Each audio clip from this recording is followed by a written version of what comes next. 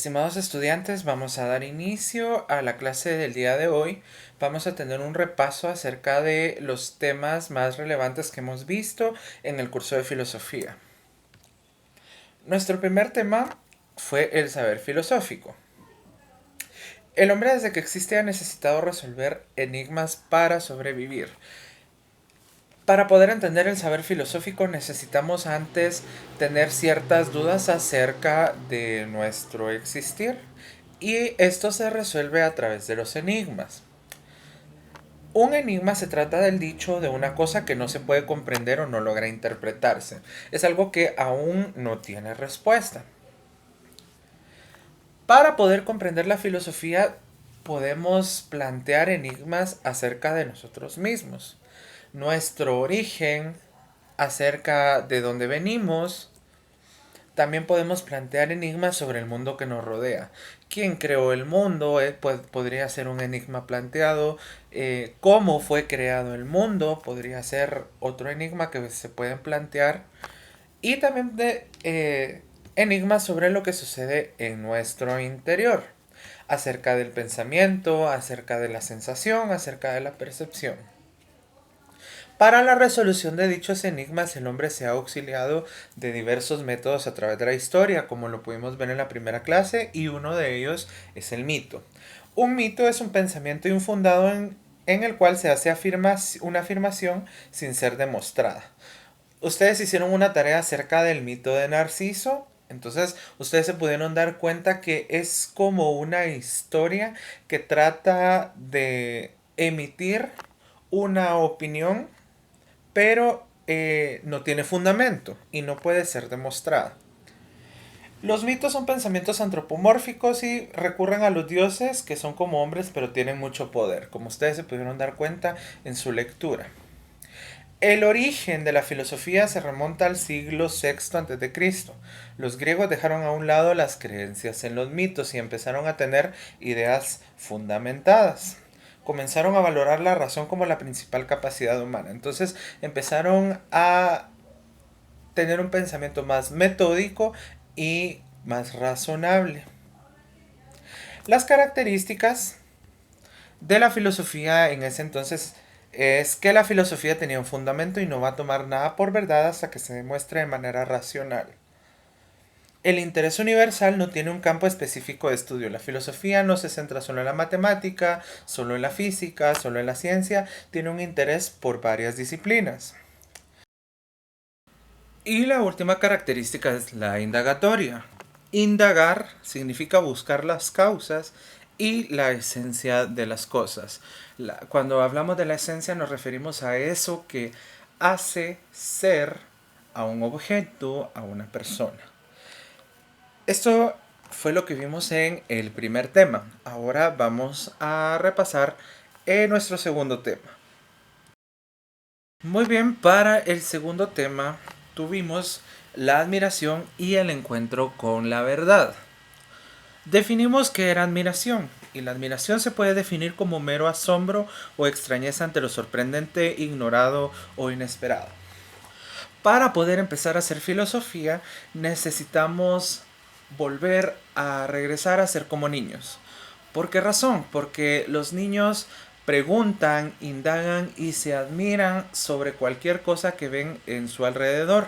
Lo mismo sucede cuando vamos a hacer filosofía. La admiración debemos ver lo que sucede a nuestro alrededor con asombro y con sorpresa, haciendo de cuenta que ignoramos muchas cosas que están a nuestro alrededor. Aristóteles decía que la filosofía inicia con el asombro. La admiración en sentido moral es cuando contemplamos con gran estima y agrado a una persona por su perfección y excelencia. Esto es en el sentido de la moral. Muchos filósofos afirman que la admiración es el inicio de la filosofía. Como les dije al principio, si no admiramos, si no vemos con asombro las cosas, entonces no podemos iniciar a hacer filosofía. Hay una serie de pasos para llegar a la admiración y uno de ellos es la deshabituación.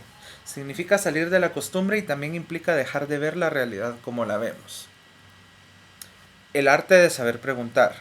Salir de lo habitual nos ayuda a generar interrogantes, inquietud por la verdad y tratar de conocer lo que no conocemos. Es tener aquella inquietud, aquel deseo de saber y de conocer nuevas cosas.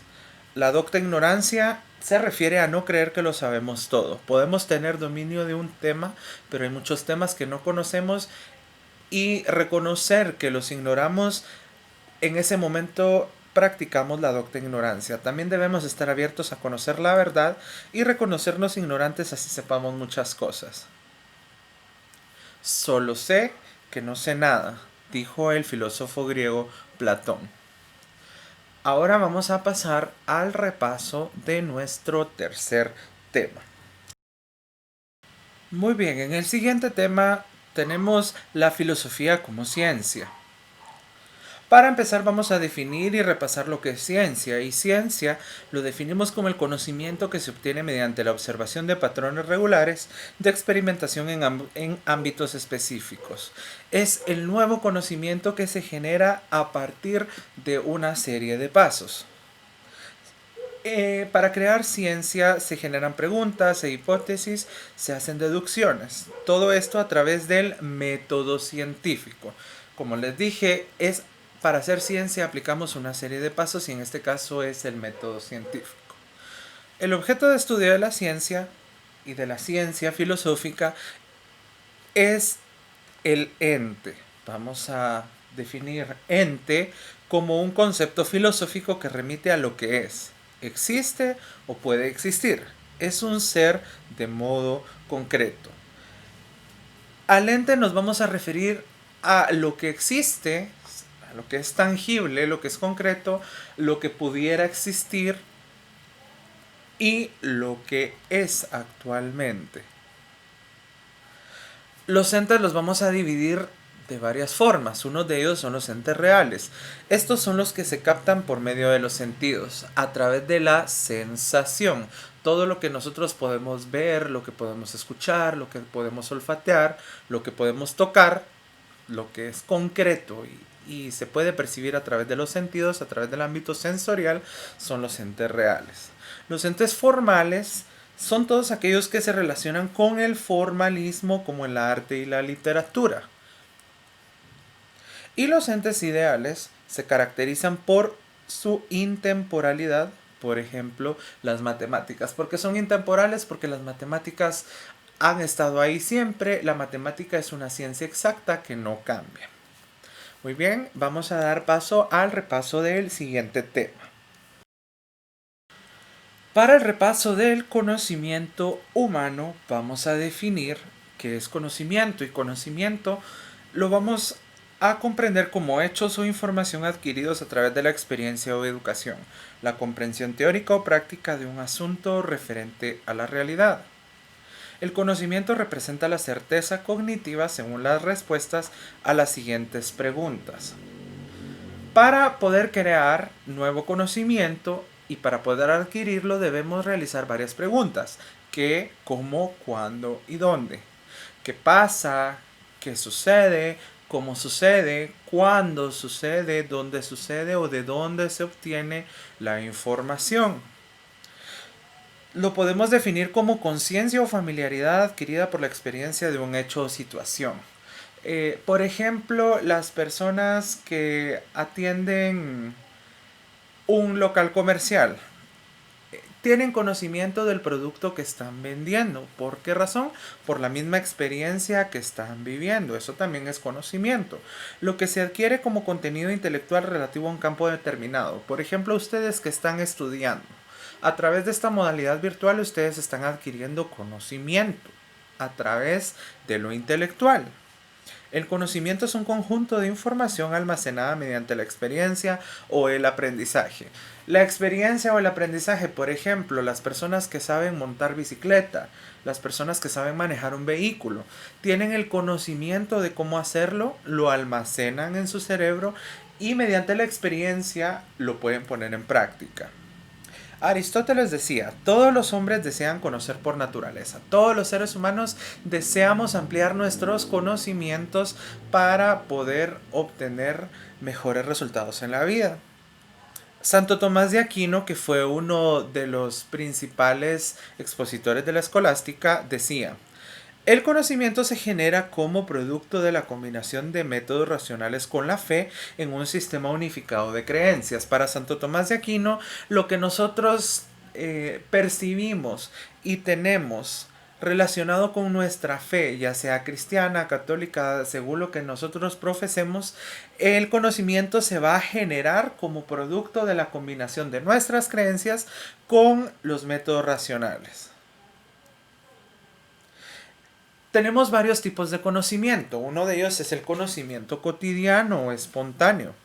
Es espontáneo porque es inmediato y una persona que distingue entre una fruta madura de una verde conoce ese conocimiento cotidiano. Es algo que nosotros vemos en nuestra vida diaria. El conocimiento simbólico, referido a la comprensión de signos y símbolos a los cuales se les atribuye un significado. Por ejemplo, aprender a leer y escribir. El conocimiento científico, que es el más importante en el estudio, crítico, metódico, sistemático, ordenado y verificable. Como vimos en el repaso del tema pasado, sigue un método, es metódico y sistemático. Por ejemplo, el conocimiento de las ciencias naturales y sociales. Vamos a pasar al repaso del último tema que tenemos para esta clase. Por último tenemos la filosofía griega. Recordando, filosofía es usar la razón para explicar lo que nos rodea.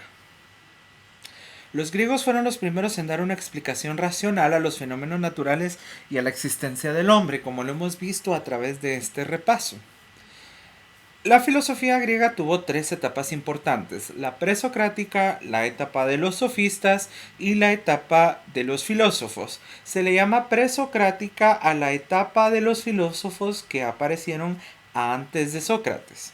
Los sofistas son posteriores a Sócrates y la filosófica es en la etapa en la cual se empieza a cimentar la filosofía como la conocemos actualmente.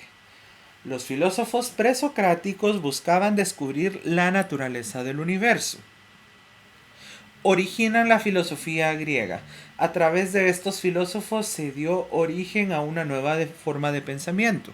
Se preguntan por el principio de lo existente y por el origen de la naturaleza. Fueron las dos principales interrogantes que se plantearon estos filósofos. Todos los aspectos de la realidad pueden explicarse racionalmente. Recordemos que ellos dejaron atrás el mito, como lo vimos en la clase pasada, para pasar al logos, que es el conocimiento racional. Tales de Mileto fue uno de los principales exponentes. En su concepto, la Tierra era un disco que flotaba sobre el agua del océano. Recordemos que estaban iniciando, dando sus primeros pasos en el pensamiento racional, y esta era la razón que tenía acerca de la Tierra. Pensaba que el agua era el origen de la vida, de tal forma que todas las cosas de alguna forma estaban vinculadas con ella. Recordemos que acabamos de dejar el mito por un lado para poder pasar al logos, considerado el fundador de la filosofía griega. Anaximandro fue otro exponente. Decía que el origen del universo es el aire. El aire origina a todos los seres vivos y consideraba el aire como aliento divino. Ustedes se podrán preguntar por qué razón todavía se pueden ver afirmaciones de tipo fantástico. Les repito nuevamente, ellos acaban de iniciar con el pensamiento racional. Entonces acaban de dejar el mito para poder pasar al logos, que es el conocimiento con raciocinio. Entonces por eso podemos encontrar todavía algunas afirmaciones de este tipo. Y tenemos a Demócrito. Él afirmaba que el origen del universo es el átomo. Acá ya empezamos a tener pensamientos más racionales y pensamientos como los que tenemos actualmente, y él fue el creador de la teoría atómica. Muy bien, jóvenes, espero que ustedes puedan ver detenidamente este repaso. Les recuerdo que también tienen a su disposición los videos en el canal de YouTube. También pueden verlo las veces que ustedes necesiten. Este repaso es una síntesis de los temas que vimos durante toda la unidad. Si no les es suficiente este repaso, ustedes pueden ver más detalladamente los videos de las clases. eh, Pueden buscarlos en el grupo de WhatsApp o directamente pueden meterse al canal de YouTube. Eh, Eso sería todo por la clase de hoy. Espero que tengan un buen día.